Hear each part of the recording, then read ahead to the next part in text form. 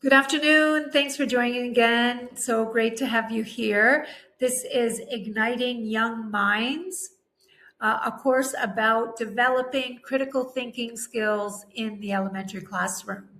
So today we are going to talk about logical reasoning. We started this series talking about open-mindedness and self-regulation as the foundation for learning. And then we moved through observation and analysis. And after we learn about analysis and think about what analysis is, we need to move on to reasoning and see what does reasoning look like in young learners? How is it exposed? And how can we help our students to develop it more fully? I want to help teachers understand why children reason the way they do and to stop confusing wrong answers with poor thinking. I want to support thinking development instead of shutting it down.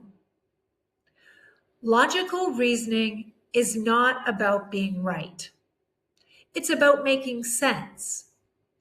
Children often reason logically from incomplete information. Let me say that again. Children often reason logically with incomplete information. Logical reasoning is using the information you have, making connections, drawing conclusions that make sense to you. So, if the information a child is using seems true to them, their reasoning will also seem true. Logical reasoning depends on experience. What children have seen, heard, and have been told is what they believe to be true. So children's reasoning often confuses adults. Children rely heavily on what they can see, and so they can equate bigger with more. They can equate higher with better. They equate numbers with value. For example, a child is scooping, or you are scooping water from a big bucket into a pan or a cup or whatever. So you have a small scoop and you scoop 10 scoops of water into the cup. Then you take a big scoop and you scoop 2 scoops of water into the cup. When you scoop the 2 scoops with the big ladle, the cup is fuller. With the 10 scoops of the small scoop, there's only a little bit of water. But because there were 10 scoops, a child's reasoning can say that the 10 scoops is more than the 2 scoops.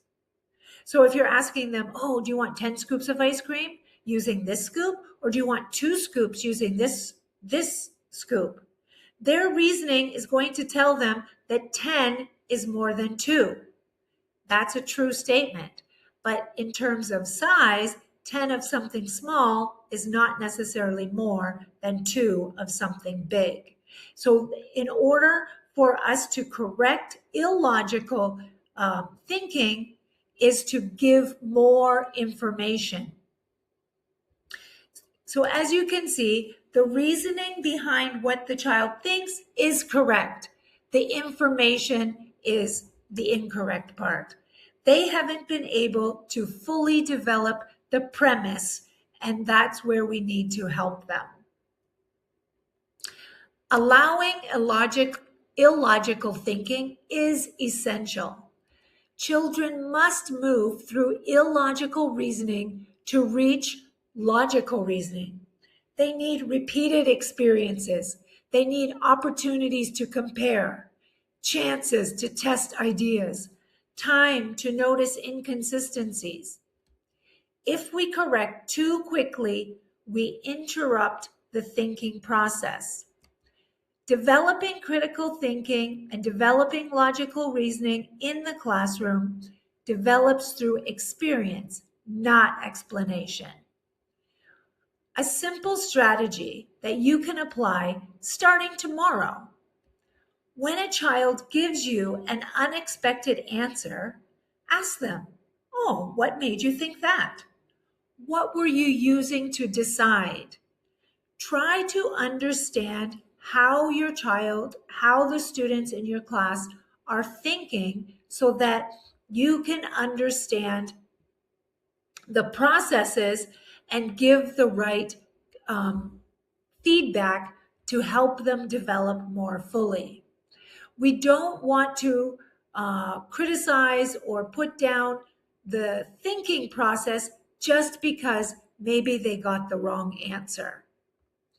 When you are asking the students to think through their own thought processes, give them time. Don't give correction immediately. Don't fill in the missing information. Help them to think through what is missing, find the missing information, and insert it into their thinking process so that they can practice doing this on their own. You want to help them test their ideas instead of just giving them information. This will keep thinking alive. When you look at your classroom, I want you to reflect on how much you value correct answers over clear thinking. Are correct answers the most important thing in your class? I would hope not. And as you move through your lessons this week, I hope you can think about how much you focus on correct answers rather than the thinking behind what is happening with your students. Think about whether you're helping your students examine their reasoning or replacing it with your own. Logical reasoning is not something we give children. It's something we grow with them. In the next 3 chapters, we are going to dive deeply into logical reasoning through the lenses of interpretation, inference, and logic. Throughout those chapters, I will be explaining exactly what it means to interpret a situation and how we can recognize it in our students, what it means to infer, and when are students actually using logic. As we go throughout these 3 processes, we can determine what is happening at different times and what information is being used to draw certain conclusions. Throughout the process, it is important to be practicing, understanding, and knowing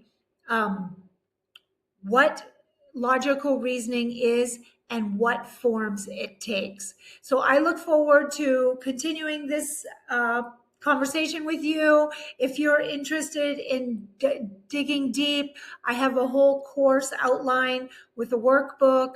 I've written a book that has activities and all kinds of questions that you can ask yourself to reflect and to really build up your knowledge and understanding of what it means to develop critical thinking in your students. So if you're interested in that, please DM me. You can join our WhatsApp group, or you can follow me on Facebook, Irakuba Aim High Education Services. So thank you so much for joining today. I look forward to seeing you again next week. Take care. Bye.